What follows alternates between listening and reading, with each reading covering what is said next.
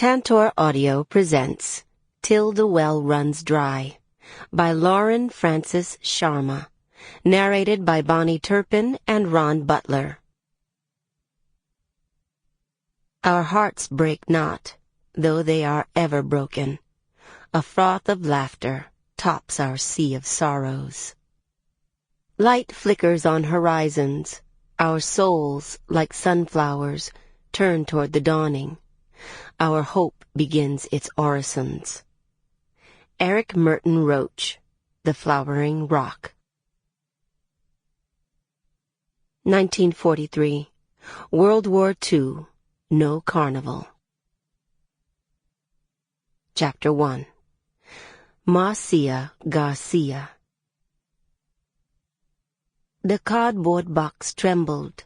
The panicked squeals from inside it grew louder as I hurried through the overgrown grass. The school day was half over. Children were noisily filling the road across from me, unbuttoning their stifling uniforms in the heat of the lunch hour, scrambling home. I'd long ago stopped wondering what they thought of me. I didn't want to feel the pang of loss for that old, simpler life. I crouched to peek inside the box. A wild opossum, a manaku, clawed at the corners. For an amateur hunter, a manaku was a big prize, a delicacy that could stretch for days. But distaste for finishing the job held me back. "Can't be lucky if you's a coward," my mother had always said. Over at the right side of the yard under the purple heart tree, the boys were digging rusty spoons into the hot earth, hoping the bitter mounds of caked black dirt they piled onto their warped utensils would magically turn into warm slices of coconut bread. They hadn't noticed me yet, off to the left, watching our dinner plan its escape. I ran to the underside of the house, finding the hammer my father had used to repair the base of my mother's sewing table before she died, and long before the neighbors sent him away from the village. Returning to the trap, I steeled myself and reached inside. Breathe. Breathe. I snatched the manaku's small furry neck. Its rigid body thrashed across the damp floor of the box. Its slanty black rat-like eyes looked up at me, wide and frantic. The manaku's pulse quickened against my fingertips. It was putting up an honorable fight, but it could change nothing about its fate. The same was true of me. I wouldn't look into the darkened box again. Instead, I squeezed its coarse fur and its next layer of squishy flesh harder and harder, pushing its flailing body down into the peeling bottom of the box. I slid out the hammer I had wedged between my thighs, and with half-closed eyes, I smashed its skull over and over until finally the throbbing between my shaking, bloodied fingers came to an end. The boys sat side by side on the cool slab floor. I spooned the boiled manaku from the pot and scraped away the spiky fur with a knife I'd sharpened on a yardstone. The slightness of its body in my palms made me feel sickly. I swallowed thick bile before making a delicate cut down the middle of the manaku's spine, pulling back its slick skin to expose the soft, pink-gray meat. The boys moved onto their knees and watched through eager brown eyes as I sliced the meat into inch-wide strips, layering it with seasonings, lemon juice, salt, black pepper, fresh chunks of garlic, onion. I lifted the bowl to their noses, letting them smell the flavors seeping into the meat before I tossed the tender, sticky pieces with my fingers. I never tired of seeing their awe at my performing the simplest tasks. I loved them for being with me when there was no one else left. I nudged them aside and relit the coal pot. The shimmery flame smacked the pot's rusty bottom. The boys drooled. I passed my shirt over their mouths and tried to shoo them away, but they refused. The sugar melted into the hot oil, turning silvery black. I slid the damp cuts into the searing pot. The smoke swallowed us. The coconut milk whitened the pieces, offering a promising sizzle. My plan that afternoon was to feed the boys early and get them to my neighbor, Carol Ann, so I could leave on time for my appointment with Mrs. Duncan in Tunapuna. I wanted to avoid the after-school ruckus and the judgmental eyes, but it took a few hours for the tough meat to soften and stew, and then the boys took their time, massaging each bite between their small teeth. "Eat up," I said. I wiped their faces, cleaned their ears, then set aside slivers for each of the next 4 days. Rice, bread, cassava, breadfruit. Any one of those would accompany the leftover meat and gravy quite nicely. I hurried the boys to Carol Ann's, where they both pressed their backs against her door and began to cry. "Come, let her go," Carol Ann said, yanking at their shirt sleeves. Being a seamstress required house calls, and living way out in Blanchisseuse, where roads were often blocked by landslides for weeks or even months, I could never be sure when I would make it back. Carol Ann, a client whose taste didn't match her budget, had been kind enough on occasion to mind them for me, though I long suspected by the way she chewed the inside of her cheek that she'd rather repay her debt to me any other way. In Tunapuna, I delivered 4 drop-waist dresses before arriving at the top of Mrs. Duncan's road. Although Mrs. Duncan had been my mother's most loyal customer and likely wouldn't have cared that I was 10 minutes late, I despised the tardiness. I was 16 years old. It was difficult getting customers to trust me. Sticking to my word, keeping my mother's past clients happy, kept food on the table. I walked briskly with the sun disappearing behind a sky half full of dust-colored clouds. I smiled at 2 ladies who stood near the road chatting with metal spoons in their hands. The thick scents of their aromatic foods boiling outside in heavy pots reminded me that I hadn't eaten enough. I tapped on Mrs. Duncan's door. I had scrubbed my fingers with vinegar and lemon juice before leaving home, but as they gripped Mrs. Duncan's dress box, I could still smell the musky Manitou fur. "Hey, who knocking the door?"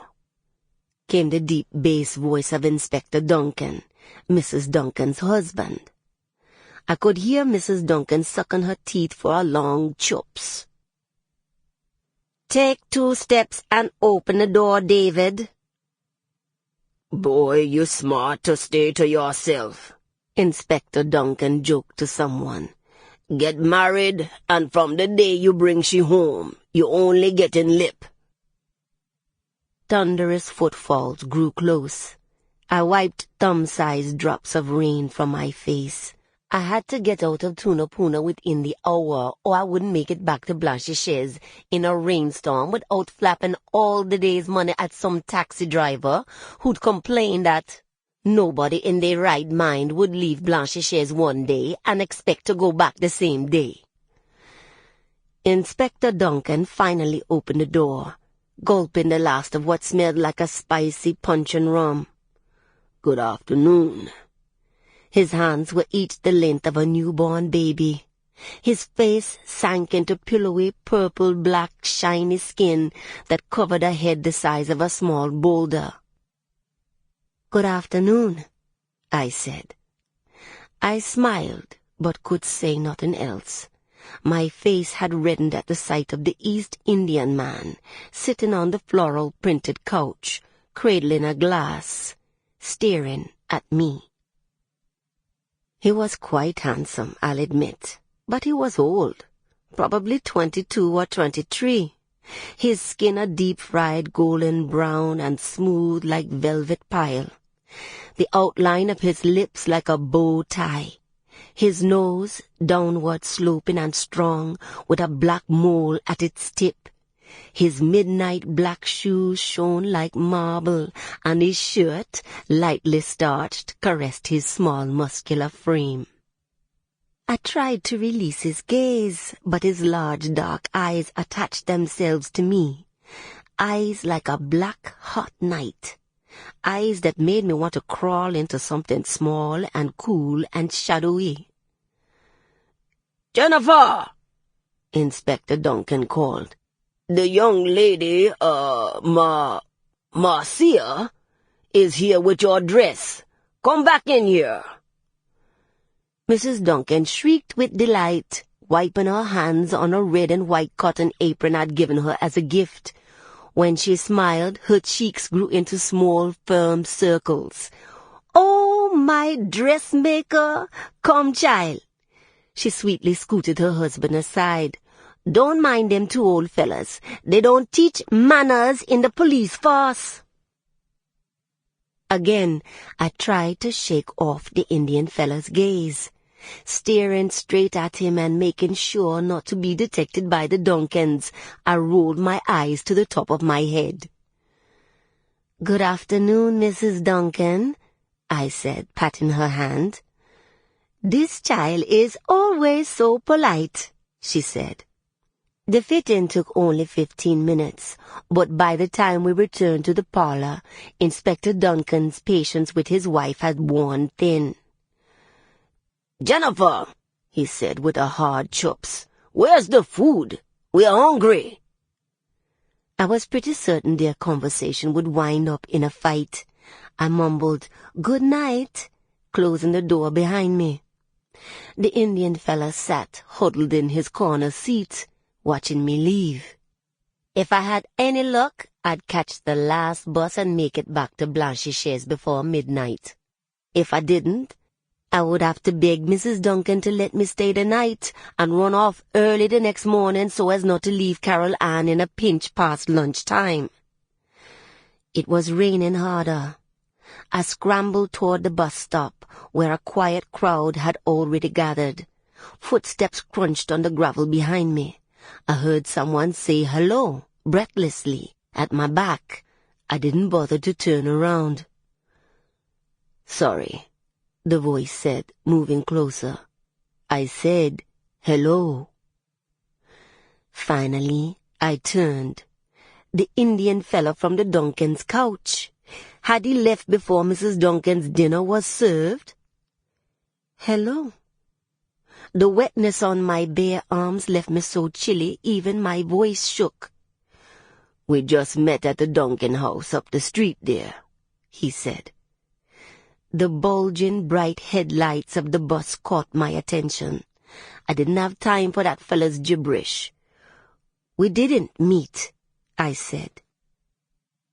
The bus forced its way through new puddles, and I squeezed between two skinny fellas in the middle of the line.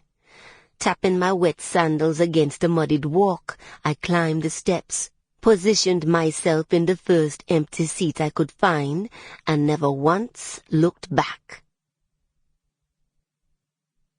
Farouk Karam. I wasn't sure why I wanted to see that gal. She was saucy.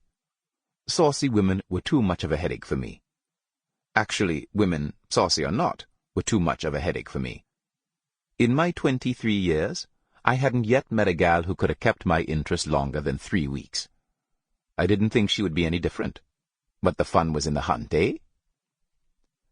My dinner at Inspector Duncan's house had marked the first evening of my month-long holiday. I'd hoped to take a quick trip to Tobago, but my money wasn't feeling right, so I decided to just lime with a few fellas on the weekends, head out for a couple of days to Maracas Bay, and perhaps go down south to visit some old school friends in Princestown. You know, enjoy myself.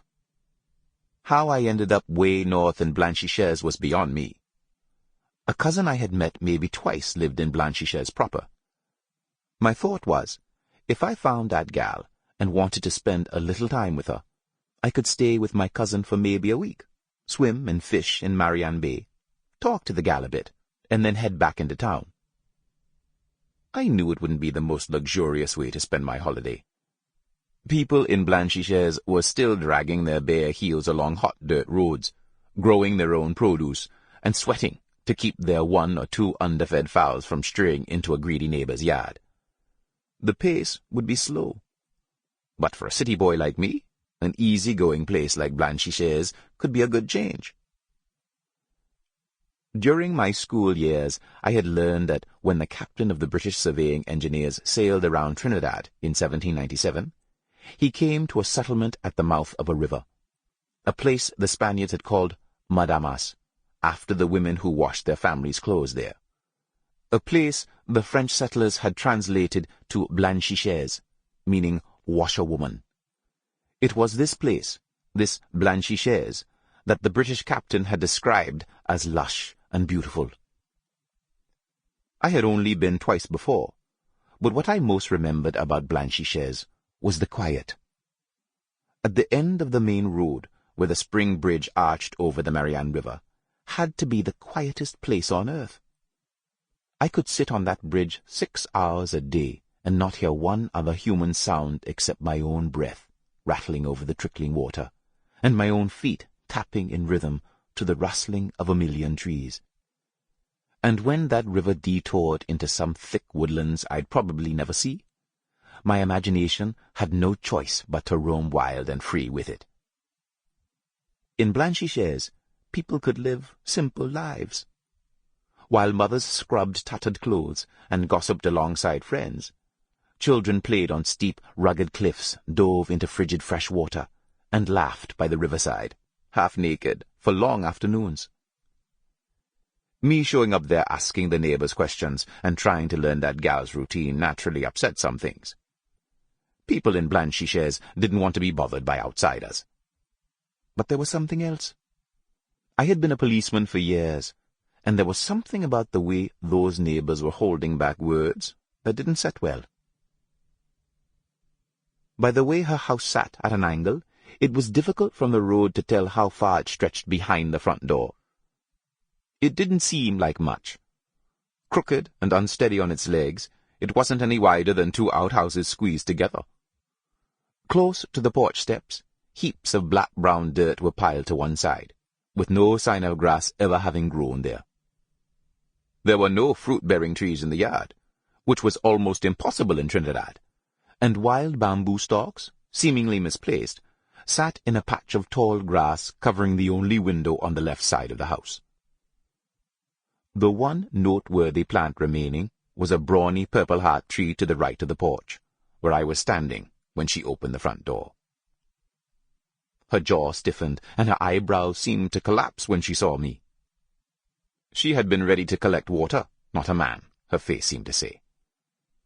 "Good morning," I said. 2 old-timers, a man and a woman, slowed to eavesdrop, while she walked down the rocky slope toward the road. She was as beautiful as I remembered. She wore a loose, yellow cotton sleeveless dress that tickled her knees. Her brown hair had a gold shimmer and was pulled into a neat, thick bubble tucked above her broad shoulders. Her bamsy was like a perfectly round melon, and she had the slightest bandy leg, that soft bow between her thighs, which made me long to know her better. But she strode right past me, her 2 empty buckets swinging alongside her. "Girl, a man does show up to greet you in the morning, and you have nothing to say?" I scrambled to catch up with her. She held her head high, and her knuckles paled from the tight grip on the handles. She was a strong walker, with an even stronger will not to speak to me. But I hadn't gone all the way into the bush to have some gal pass me by. I trotted patiently behind her until I got it into my head to tug at her elbow. It was just a small tug. "Don't touch my now, man." "What's wrong with you?" I said, pulling back. "What's wrong with me?" Her pace slowed. "You come to my home uninvited. Have some respect now." "Respect? What do you think this is? I just want to talk." She walked downhill toward a red painted standpipe. I was taking 2 steps for her every one. The cool daybreak breeze suddenly changed into wind gusts, causing strands of her well-groomed hair to dance. "You doesn't know who I live here with. You doesn't know if I have a man or a husband. I know you live alone. I jogged backward in front of her. I wanted to see her reaction. She shook her head in disgust. You don't know me, she said. That's why I'm here. Maybe I don't want to be known. I hear that too, I said. You don't want to talk to nobody. You're living like a crazy old lady and you're a young gal. A young, beautiful woman. A squat fella with egg whites in his mustache shuffled toward us. Don't pretend like you know me 'cause you shook some neighborhood tree and got a little rotten fruit. She politely nodded to the fella. He impolitely ignored her. Everybody's a stranger to you, gal? Even the neighbors? I said. If so, that's a problem. Whose problem? She slammed her buckets down. Looking like it's your problem, since you was the one holding up my tree this morning. I laughed, but she turned away.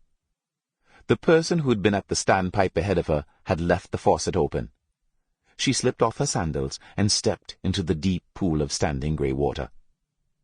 After filling her buckets, she steadied herself and began carrying them back up the steep slope. She handled them heartily, like a strapping man. It was clear my assistance wasn't needed. May I? I tapped her hand. Boy, that gal had skin like silk. Forget silk, like butter. It looked downright tasty, too. Nah, man. She pulled away. I was relieved. I wasn't sure I could carry those damn buckets. Yet, for some reason, I offered a second time. That time, she stopped, set the buckets down, threw up her hands. I wobbled. It had been years since I'd carried much of anything, and though it required prayer, I finally arrived at her door. Thank you, she said, giggling at the multiple puddles I left on the small porch. Good day. She took hold of her door, which barely fit in its frame, and shut it closed. I heard the sound, unusual in Blanchisseuse, of a metal latch being hooked. I showed up the next day, and the next. I waited each early morning by the thick canopied purple heart tree, watching the neighbors glare while they tried, under the cover of the maroon sky, to empty pots of urine into their fruit-bearing yards, too tired or too lazy to take the long walks to their latrines. I showed no judgment.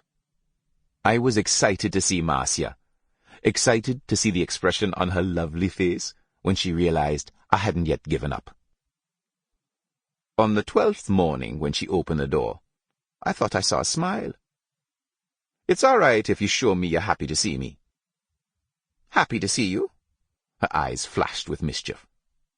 I want you to make me happy by not being here one morning. Don't worry. You're not getting that kind of happiness any time soon, I said. I extended my stay at my cousin's.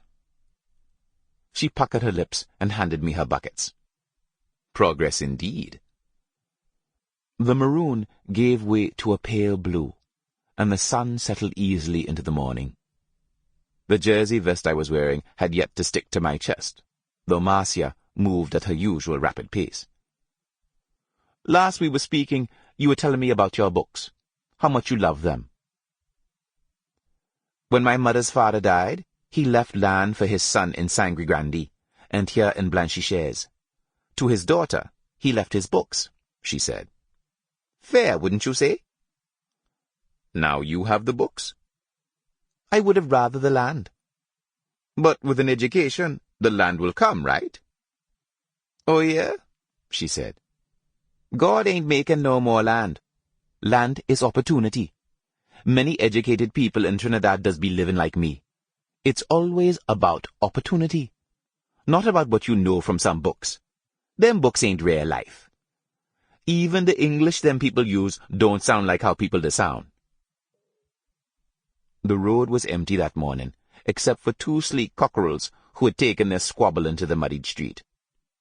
Marcia scooted around them as we made our way to the standpipe. So what about your studies? I'm not talking about my studies, she mumbled. That part of my life is over. You wanted to finish?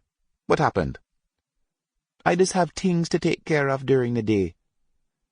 She pulled a browning purple petal from an orchid and ripped it in half. There's the war. The government is rationing food, sending the good things to British soldiers. I can't even barter for a few fish when the boats come in. Everybody's keeping their food in tight fists. Sitting in a room full of little children wasn't helping me do nothing. How much things could you have to do? It's only you to mind from day to day. Listen, she said.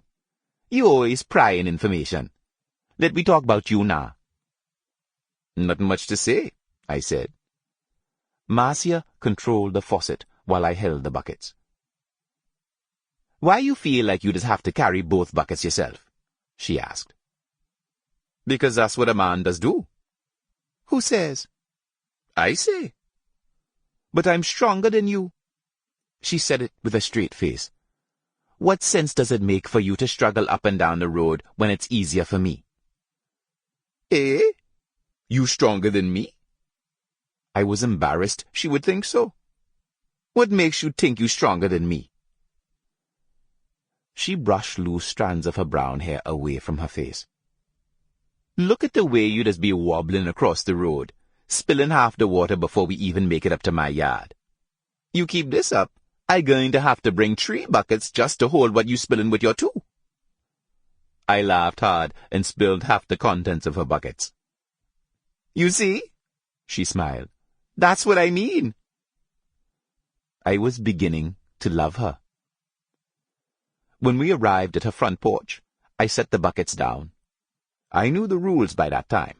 No further than the door, and we'd see each other the next day. I brought you something, I said. She seemed both excited and anxious.